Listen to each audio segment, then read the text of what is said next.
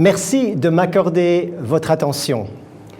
Je me réjouis d'être avec vous pour ce partage et je voudrais vous inviter à ouvrir votre cœur, à ouvrir votre pensée et à ouvrir votre esprit afin de recevoir ce que Dieu a pour vous et pour moi, pour nous tous en cette journée.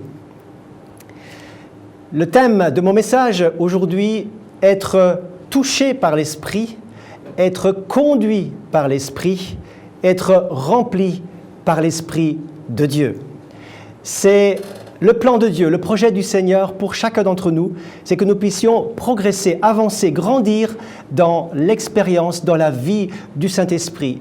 Car il ne s'agit pas simplement de quelque chose qui touche nos émotions, qui touche notre façon d'être, mais qui conduit notre vie dans son ensemble. Je voudrais vous emmener dans un texte biblique intéressant qui va nous amener d'étape en étape dans la croissance, dans l'expérience de ce que je viens de vous énoncer. Et je vous invite à me suivre dans Ézéchiel, le prophète Ézéchiel au chapitre 47. Et nous lirons quelques versets, à savoir les versets 1 à 9. « Il me ramena vers l'entrée de la maison, et voici que l'eau sortait sous le seuil de la maison à l'est, car la façade de la maison était à l'est. Et l'eau descendait sous le côté droit de la maison au sud de l'autel. Il me fit sortir par le chemin du porche nord, et il me fit faire le tour par dehors, jusqu'à l'extérieur du porche faisant face à l'est. Voici que l'eau coulait du côté droit. Lorsque l'homme sortit vers l'est, il avait dans la main un cordeau et il mesura 1000 coudées. Il me fit traverser l'eau, j'avais de l'eau jusqu'aux chevilles. Il mesura encore 1000 coudées et me fit traverser l'eau et j'avais de l'eau jusqu'aux genoux. Il mesura encore 1000 coudées et me fit traverser et j'avais de l'eau jusqu'aux reins.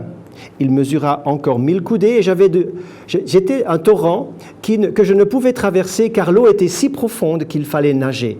C'était un torrent qu'on ne pouvait traverser. Il me dit, « As-tu vu, fils de l'homme ?» Et il me conduisit et me ramena au bord du torrent. Quand il m'eut ramené, voici qu'il y avait sur le bord du torrent beaucoup d'arbres de chaque côté.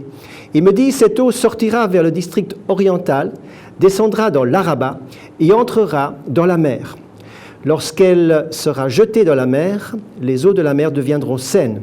Tout être vivant qui se meut partout où viendra le torrent, il y aura une grande quantité de poissons, car cette eau arrivera là-bas, et les eaux deviendront saines, et il y aura la vie partout où arrivera le torrent. » La vie arrive partout où arrive le torrent de Dieu, où arrive l'action du Saint-Esprit. Car dans cette image, dans ce texte prophétique, nous allons voir que ce torrent représente la vie, l'action du Saint-Esprit.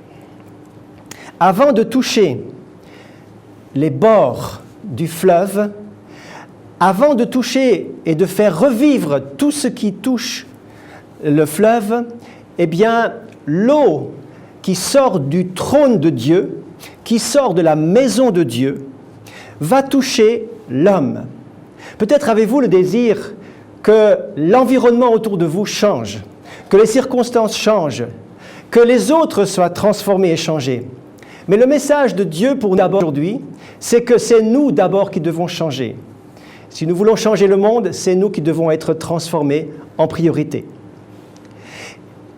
L'homme qui va conduire le prophète ici, il va l'emmener étape par étape, de plus en plus loin et de plus en plus profond dans cette eau qui est réellement la dimension du Saint-Esprit, la vie du Saint-Esprit. Je viens de le dire, la vie du Saint-Esprit, ce n'est pas une expérience ponctuelle, c'est une marche avec Dieu. Ce n'est pas une émotion, mais une plénitude de vie qui touche toutes les dimensions de notre être, qui touche toutes les étapes de notre vie et qui touche notre vie tout entière dans son ensemble. Ce n'est pas un acquis une fois pour toutes, mais c'est une découverte progressive. D'ailleurs, ce fleuve de vie, nous le trouvons dans l'Apocalypse à la fin de la Bible, au chapitre 22, donc tout à la fin de votre Bible, vous trouverez au verset 1 et 2 du chapitre 22 ce texte. « Il me montra un fleuve d'eau limpide, limpide comme du cristal, qui sortait du trône de Dieu. Au milieu de la place de la ville et sur les bords du fleuve, il y avait un arbre de vie produisant 12 fois des fruits, rendant son fruit chaque mois, dont les feuilles servaient à la guérison des nations. Donc on retrouve cette image du prophète Ézéchiel tout à la fin. Ce fleuve de vie, ce fleuve de l'Esprit de Dieu, traverse, depuis la Genèse jusqu'à l'Apocalypse, traverse les Écritures et doit toucher notre vie. C'est le projet de Dieu, c'est le plan de Dieu, c'est que notre vie soit touchée dans tous ces domaines, dans tous ces aspects, par la puissance, par l'action du Saint-Esprit. Premièrement, l'eau du Saint-Esprit, l'eau du fleuve, dans lequel Ézéchiel va rentrer. Il est invité par cet homme qui lui demande « Est-ce que tu es d'accord de rentrer dans une première étape pour que l'eau te touche jusqu'aux chevilles ?» Alors Ézéchiel va dire « Ok, je suis d'accord d'entrer tranquillement dans ce fleuve et j'aimerais que mes chevilles soient touchées. » Nos chevilles touchées par l'eau du Saint-Esprit, par l'action du Saint-Esprit, symbolise notre désir de marcher avec Dieu et d'être conduit par le Saint-Esprit. Le chrétien désire marcher avec Dieu. Nous devons marcher dans la lumière. Nous devons marcher dans l'amour. Nous devons marcher dans l'humilité. Nous devons marcher d'une manière digne du Seigneur. Je cite toutes sortes d'expressions bibliques qui montrent que Dieu insiste sur le fait que nous devons marcher avec lui pour être conduits par le Saint-Esprit. Nous devons marcher d'une manière digne de la vocation qui nous a été adressée. « Marche devant ma face », disait le Seigneur à Abraham. « Marche devant ma face et sois intègre. » Nous ne devons plus marcher comme les païens, qui marchent selon la vanité de leurs pensées. Mais nous devons marcher dans et selon la volonté du Seigneur. Et pour cela, nous avons besoin d'être dirigés par le Saint-Esprit. Voulons-nous entrer dans une vie dirigée par le Saint-Esprit, non pas dirigée par nos propres pensées, nos propres idées, nos propres pensées personnelles, notre propre volonté personnelle, mais soumettre notre volonté au Seigneur afin que le Saint-Esprit nous dirige. Je pense à ces chrétiens qui désirent impérativement être dirigés dans les grandes décisions de la vie. Il faut qu'ils soient conduits lorsque des grandes décisions sont à prendre. Alors ils prient, ils jeûnent pour que Dieu leur parle et qu'ils soient dirigés par le Saint-Esprit. Mais pour les autres choses, ils font tout comme bon leur semble. Ils n'ont pas besoin de demander l'avis du Seigneur. Ils ne veulent pas se tromper, ils ne veulent pas souffrir. Donc ils vont prier, chercher la face de Dieu pour être conduits. Le Saint-Esprit désire conduire notre marche. Il désire diriger notre vie à tout moment. Et lorsque vous donnez votre vie au Seigneur, lorsque vous lui confiez votre vie, il en prendra soin et il nous promet « Je t'instruirai, je te montrerai la voie que tu dois suivre, je te conseillerai, j'aurai le regard sur toi. » Être conduit par le Saint-Esprit, c'est faire confiance que le Seigneur nous conduira dans notre marche avec lui. Mais jusque-là, nous sommes encore bien centrés sur nous-mêmes. Notre vie désire être conduite dans les voies du Seigneur et nous désirons que tout se passe au mieux. Mais maintenant, l'homme demande, est-ce que tu es d'accord qu'on entre plus profondément dans l'eau? Est-ce que je peux encore mesurer 1000 coudées pour que tu sois encore un peu plus profondément dans l'eau du Saint-Esprit? Alors l'eau arrive jusqu'aux genoux. Que signifie l'eau du Saint-Esprit qui touche nos genoux? Eh bien, je pense que vous avez quelques idées à ce sujet. Cela symbolise, bien sûr, à mon avis, c'est une des interprétations possibles, la vie de prière. Et lorsque les disciples étaient avec Jésus, ils disaient « Seigneur, toi, quand tu pries, il se passe des choses. Toi, quand tu pries, ça nous inspire. » Et on a l'impression que nous, on a besoin d'apprendre bien davantage, de grandir dans la vie de prière. Le Saint-Esprit désire nous faire grandir dans notre vie de prière. Il désire augmenter notre vie de prière. Il désire dynamiser notre vie de prière. Le Saint-Esprit vient au secours de notre faiblesse, nous dit Romains 8, verset 26, afin que nous puissions grandir dans notre dimension de vie de prière, que nous puissions prendre plaisir à la prière, que la vie de prière devienne véritablement un désir, une force, une dynamique nouvelle. lorsque le Saint-Esprit se mêle dans notre vie de prière, les choses changent. La dynamique est différente. La force et l'onction du Saint-Esprit vraiment se manifestent. Parfois, nous désirons prier, mais il manque la volonté. Nous avons envie de prier, mais nous n'arrivons pas à persévérer.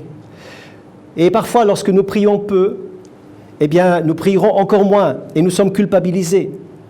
La prière, ce n'est pas le dada de quelques-uns. La prière, c'est pour tous les chrétiens. Nous sommes tous invités à prier par l'Esprit, à être conduits par l'Esprit dans notre vie de prière. Priez en tout temps, nous dit l'apôtre Paul. Priez sans cesse, priez sans se relâcher. Avez-vous ce moteur de la prière dans votre vie? Si ce moteur vous manque, eh bien laissez l'eau du Saint-Esprit, laissez le Saint-Esprit dynamiser vos genoux. Laissez l'eau atteindre vos genoux.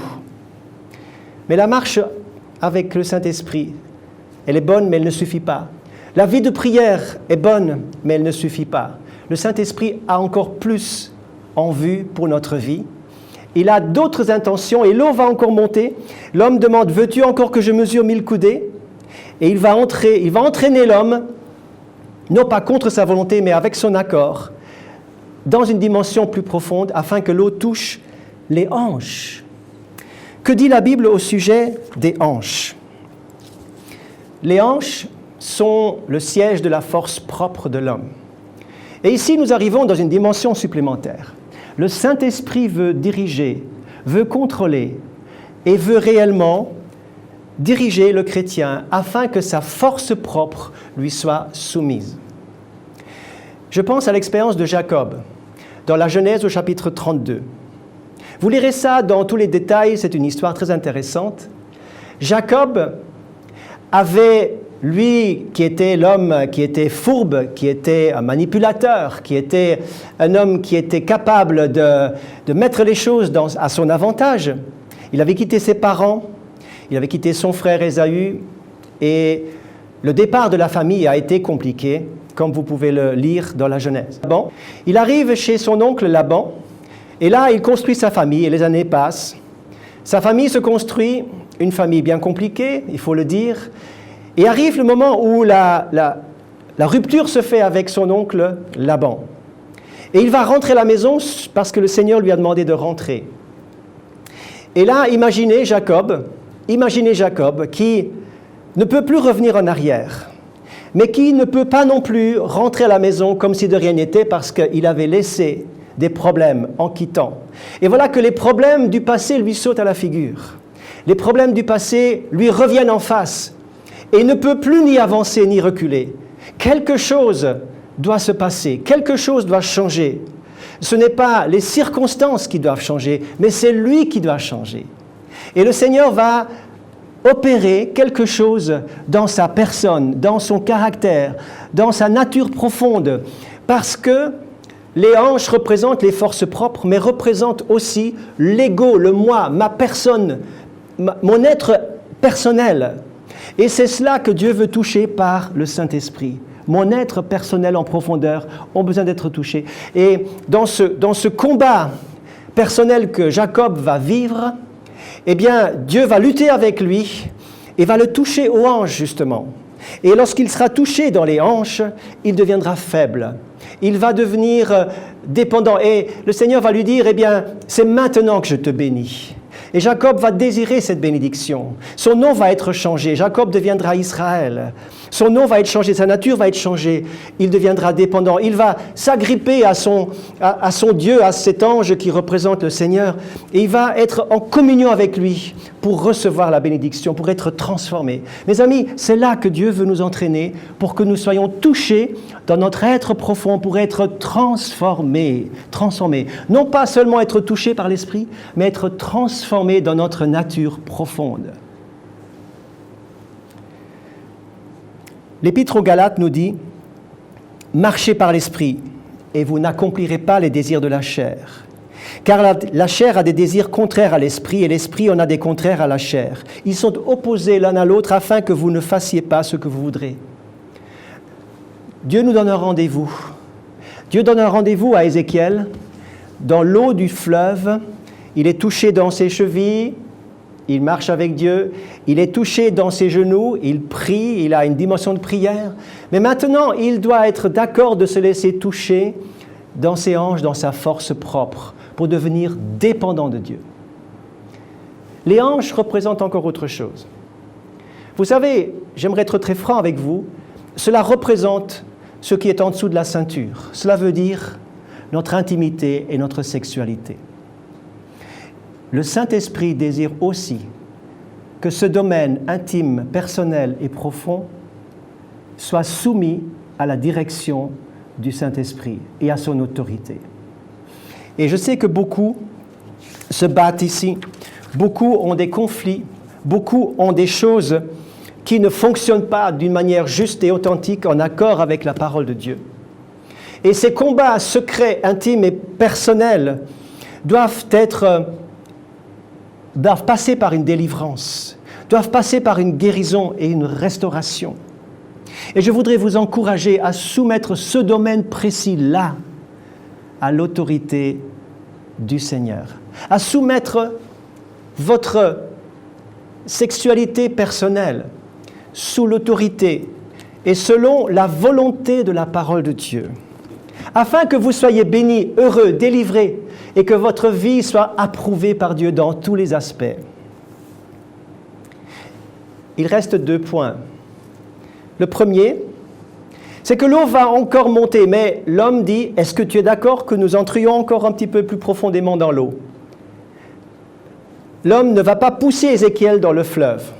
Dieu ne vous forcera jamais à vivre pleinement dans son esprit. Vous devez être d'accord de le suivre, de vous laisser entraîner. L'eau va monter encore et il va arriver jusqu'à la bouche d'Ézéchiel. Et cela me parle d'un domaine bien difficile à contrôler. Le contrôle de notre langue au Seigneur est extrêmement important. Et là, nous avons tous, vous comme moi, nous avons tous à changer des choses, tous à accepter une sanctification de notre langue et de notre langage. Que de bien nous pouvons faire avec notre langue, que de mal nous pouvons faire avec notre langue. La mort et la vie sont au pouvoir de la langue, dira le proverbe. Et l'apôtre Jacques, qui ne va pas par 4 chemins, il nous dit, nous bronchons tous de plusieurs manières. Si quelqu'un ne bronche pas en parole, il est parfait, il tient tout son corps en bride. Mais qui est parfait? Nous bronchons tous d'une manière ou d'une autre. Et nous sommes tous logés à la même enseigne en ce qui concerne notre langue qui a besoin d'être sanctifiée. L'apôtre Jacques va dire que c'est un feu qui dévore, c'est une source d'eau qui peut être une bénédiction ou alors une eau propre, une eau amère. Nous pouvons bénir et maudire.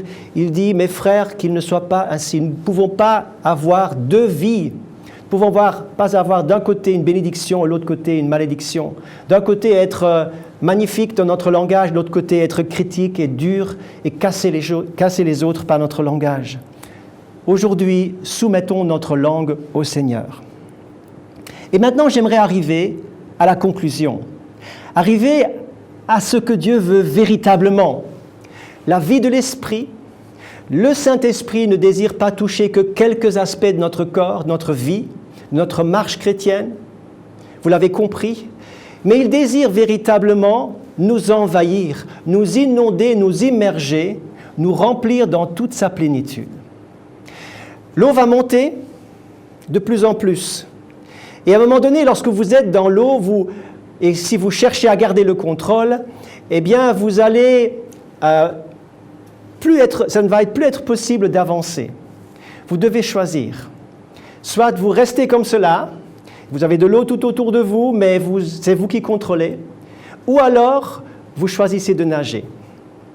Et je me souviens, je ne suis pas un très bon nageur, mais je me souviens que au début, lorsque j'apprenais à nager, j'avais certaines craintes que je devais dépasser.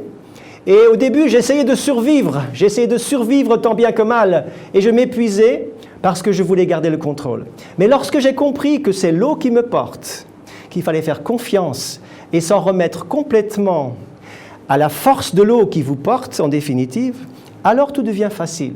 L'eau vous porte et vous avancez, conduit par le courant d'eau qui vous porte.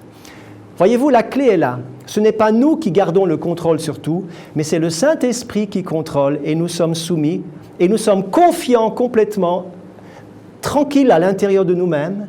Nous sommes confiants que c'est lui qui nous amène plus loin avec lui.